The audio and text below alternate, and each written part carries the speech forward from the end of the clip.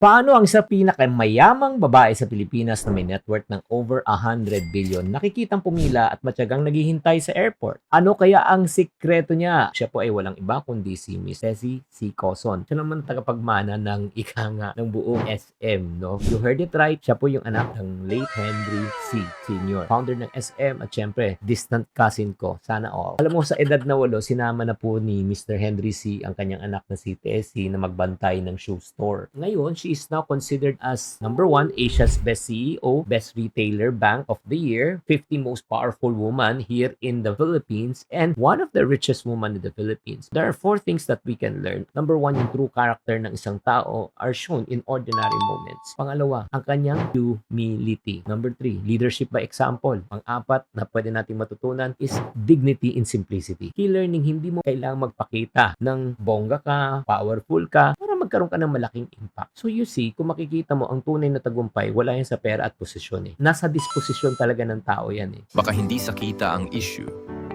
baka sa diskarte.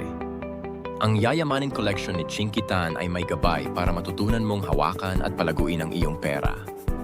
May step-by-step guide ito na tutulong sa'yo. Magplano, mag-budget, magnegosyo at magpalaki ng savings. Type Yaman 1